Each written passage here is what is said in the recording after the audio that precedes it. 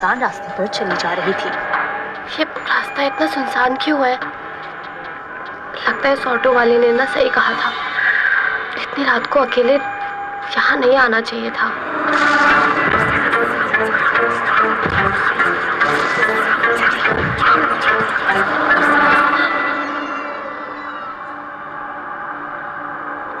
यहाँ तो कोई भी नहीं है, फिर वो कदमों की आवाज।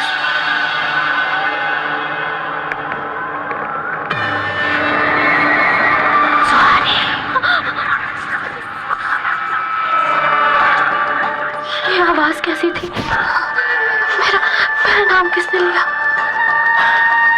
अचानक से सुहानी की नजर एक परछाई पर गई जो उसकी तरफ ही बढ़ रही थी, लेकिन उसे ये नहीं समझ आ रहा था कि जब आसपास कोई है ही नहीं तो ये डरावनी परछाई है किसकी।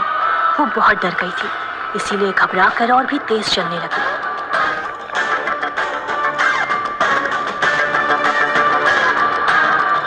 लेकिन जितनी तेजी से सुहानी चल रही थी, वो डरावनी औरत की परछाई उसे पकड़ने के लिए और भी तेजी से उसका पीछा करने लगी।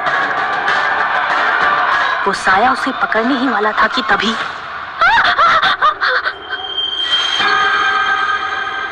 डरो मत, मेरे साथ चलो।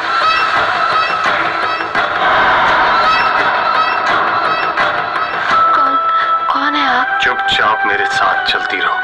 इसकी छूती वो डरावनी औरत की परछाई वो कहाँ गायब हो गई?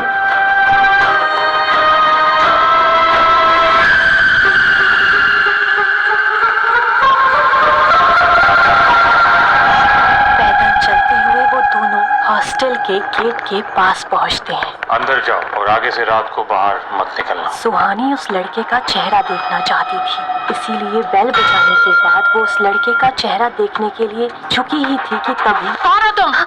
और इस वक्त यहाँ क्या कर रही हो? मैम वो जल्दी बोलो, हॉस्टल बंद करने का वक्त हो गया है। मैम सुहानी शर्मा, मैंने सेंट थॉमस कॉलेज में एडमिशन लिया है और मेरे लिए यहाँ रूम भी बुक्ड है। इस वक्त यहाँ अकेले आ गई? नो मैम, मेरे साथ ये।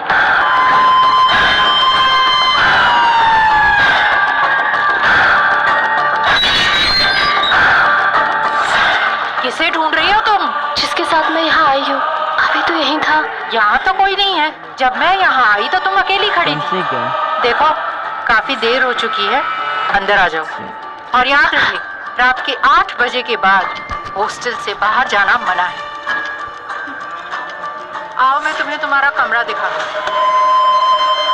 कौन था वो लड़का? क्या कोई था जो छुपकर सुहानी के ऊपर अपनी नजर रख रहा था? हॉस्टल की वार्डन काफी स्ट्रिक्ट थी, उनसे हॉस्टल की सभी लड़कियां डरती थी।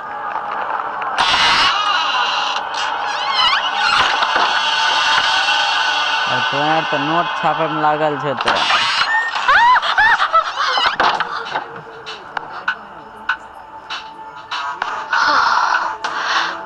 तो तुम मेरी नई रूममेट हो। हाय, आई एम निशा। हाय, सुहानी शर्मा। तुम अभी यहाँ क्यों आ रही हो? अभी तक कहाँ थी? वो अभी मैं हॉस्टल पहुंची हूँ जस्ट। तुम इस वक्त यहाँ आई हो? और तुम किस रास्ते से आई हो?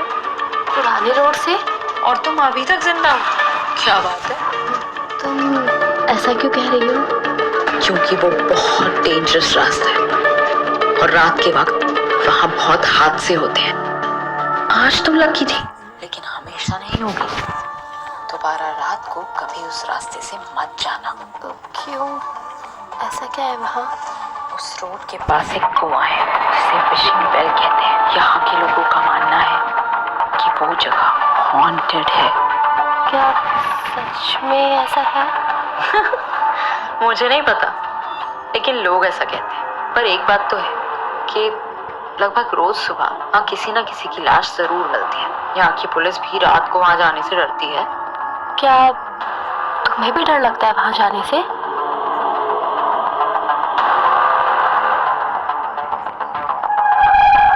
हमारी वार्डन की भयानक शक्ल के अलावा मुझे दुनिया में किसी चीज से डर नहीं लगता।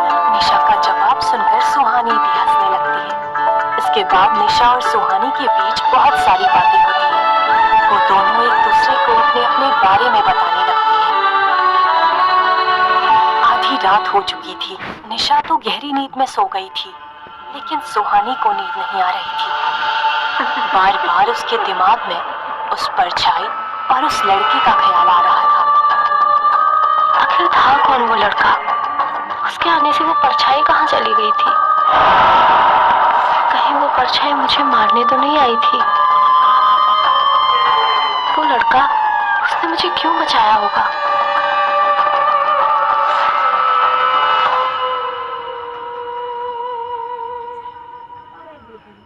दूसरी तरफ पुरानी रोड के पास वाले कोई बड़ी औरत पहुंचती है। उसके एक हाथ में एक छोटा कैमरा और दूसरे हाथ में एक टॉर्च था। ऐसा लग रहा था कि वो कुछ छानबीन करने के लिए वहां आई है।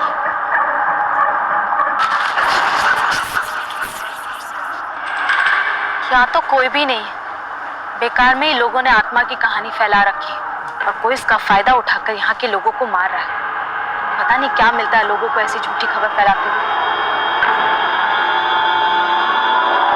कहानी झूठी नहीं है।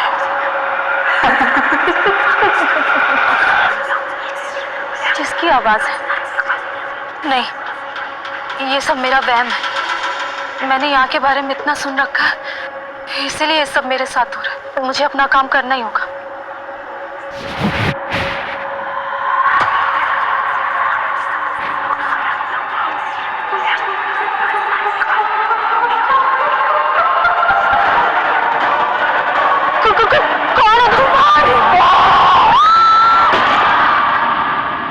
डर के कारण सुहानी की नींद टूट जाती है। वो देखती है कि निशा गहरी नींद में सो रही है और खुद से कहती है, ओह गॉड, कितना भयानक सपना था। ऐसा लग रहा था जैसे सब कुछ सच में हो रहा है। वो औरत, वो साया, कितना भयानक था।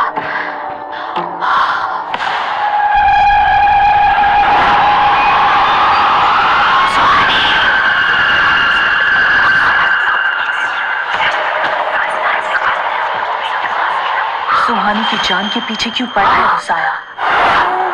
कौन था वो लड़का और उसने सुहानी की जान क्यों बचाई? क्या है विष्णुदल का राज? जानने के लिए सुनते रहिए हमारी सबसे खौफनाक कहानी